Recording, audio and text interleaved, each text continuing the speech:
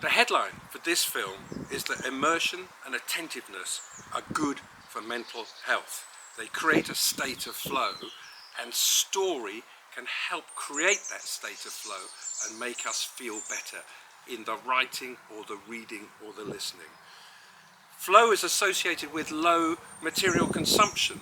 Story, theatre, music, walking, sport, arts, crafts, togetherness with other people, all of these things take ourselves out of ourselves for a little while, and we feel good because of it. An example, how many of us have on our phones a picture of a sunset? Maybe 8 billion?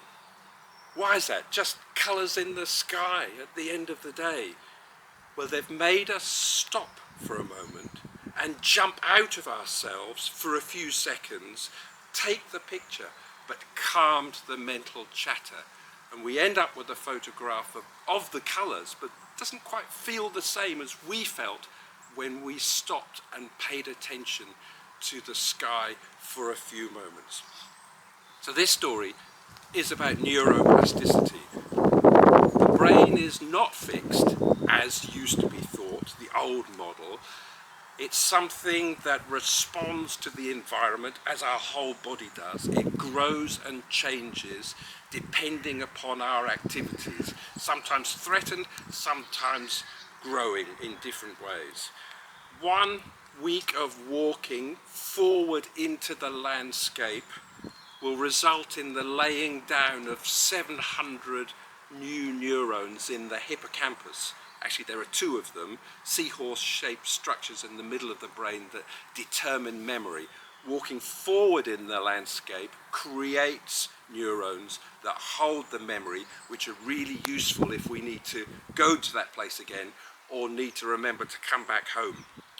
1 period of the thing called the relaxation response, when we are able to undertake some sort of choice of activity where blood pressure is reduced, where heart rate is reduced, where we switch on inflammation control mechanisms and increase dopamine. 1 period of relaxation response switches on 4,000 genes to control this sluice of hormones and interactions inside the body that result in us feeling good. So here's a model. Think of the brain in 2 parts, the red brain and the blue brain. The red brain is ancient. It's the base of the brain at the back. The blue brain is recent, the prefrontal cortex sitting on the top. The red is fight and flight. The blue is rest and digest. The red is survival mode, action before thought. We do stuff without thinking about it. The blue is about language, words, planning, thinking forward, thinking back, the kinds of things that all have come from language, story, and this big structure on the top of our head that is largely unique to humans and apes. The red brain we can think of as being the basement, the bottom of the building where the boiler or the furnace is. It's hot and uncomfortable, but full of energy. The blue brain is at the top of the building, big windows, lovely view, calm and quiet. The red feels bad because it's supposed to be bad. It's supposed to remind us that we don't want to go into that situation where we're facing a threat in the landscape. The trouble is, modern living is full of being red in all sorts of ways. 1 more problem, the prefrontal cortex, the place of language and planning has no off switch. It's the location where we have all the creative wandering. That's the good bit. We think of things that we haven't thought of before. We wander around activities and it's super creative. It's what's called the default mode. The bad bit is that this is also the place where we have the mental chatter, the kind of words that trouble us at 4 o'clock in the morning, in the middle of the night, the things that chatter to us and bring a sense of ill health and concern and anxiety and stress. This default mode can be bad, it can also be good, and it's necessary for creativeness. So without the off switch, we need to generate an off switch, and the off switch comes from flow activities. Flow induces what's called transient hypofrontality. It down-regulates the front of the brain. The prefrontal cortex goes offline for a bit, you feel good about it. This is the relaxation response in action. Comes from surfing, immersion and flow.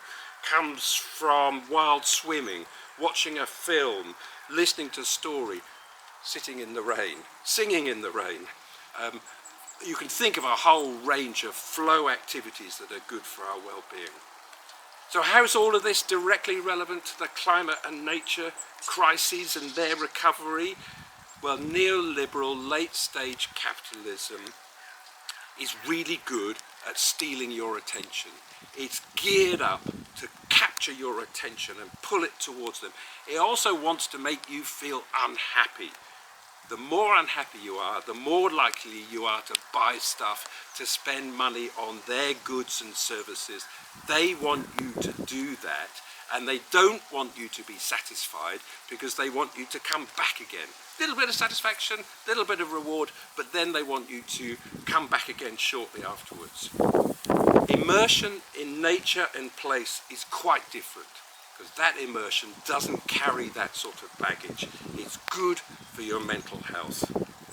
1 hour in flow is 1 hour of small rebellion. Not buying stuff, not consuming fossil fuels, being happier. You listen to the bird song, you consume the bird song, and it's still there afterwards. You listen to a story, you don't use it up. You don't stop someone else listening to the story. The Tao Te Ching was written 2,400 years ago.